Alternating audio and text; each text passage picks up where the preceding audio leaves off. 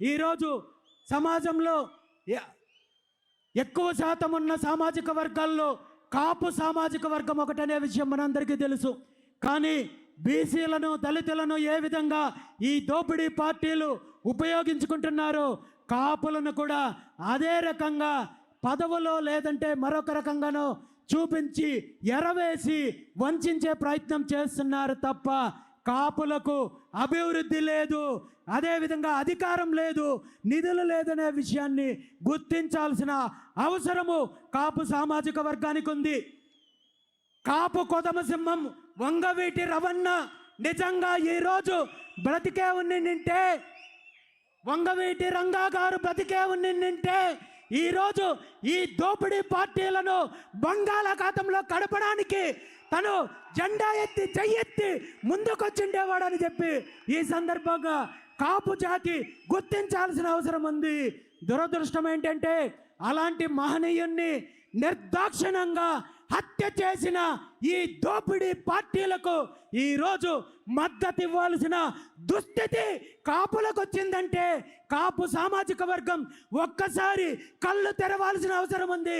మనకు కావాల్సింది బానిసత్వమా అధికారమా అనేది తేల్చుకోవాల్సిన అవసరము కాపు సమాజానికి ఉందనే విషయాన్ని ఈ సందర్భంగా తెలియజేస్తూ, నిజంగా వంగవీటి రంగన్న ఆశయాలను కొనసాగించాలనుకుంటే మీరు ముందుకు రండి, ఈ దోపిడీ పార్టీలతో యుద్ధం చేద్దాము, వీళ్ళ యొక్క దోపిడీని, వీళ్ళ అరాచకాన్ని తరిమి కొడదాము.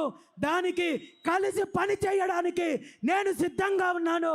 మీరు సిద్ధమైతే ముందుకు రండి, నేను ముందుండి ఈ ఉద్యమాన్ని నడిపిస్తానని చెప్పి ఈ సందర్భంగా తెలియజేస్తున్నాను. ఉమ్మడి ఆంధ్రప్రదేశ్ రాష్ట్రం ఏర్పడడానికి ప్రధాన కారణమైన పొట్టి శ్రీరాములు గారి సామాజిక వర్గం, వైశ్య సామాజిక వర్గం ఈరోజు రాజకీయంగా ఏ స్థితిలో ఉంది? ఉత్తర భారతదేశంలో రాజకీయాలను శాసిస్తున్న బ్రాహ్మణ సామాజిక వర్గం ఈ రాష్ట్రంలో రాజకీయంగా, ఆర్థికంగా ఏ పరిస్థితి ఉంది? ప్రతి ఒక్క సామాజిక వర్గము ఆలోచించాల్సిన అవసరము వచ్చింది.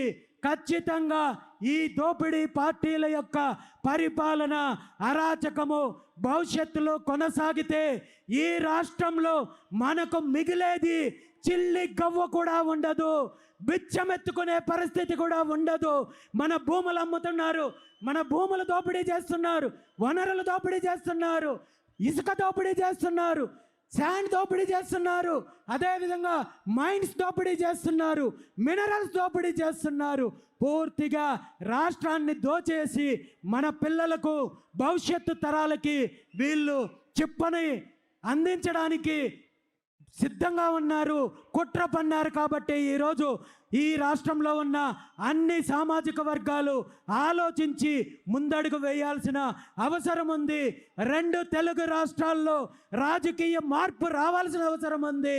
బహుజనులకు ఒక పక్క మన డిమాండ్లు, మన హక్కుల కోసం పోరాటం చేస్తూనే మరో పక్క అధికారం దిశగా అడుగులు ముందుకు వేయాల్సిన అవసరం ఉంది. దానికి నాయకత్వం వహించడానికి బీసీవై పార్టీ సిద్ధంగా ఉంది.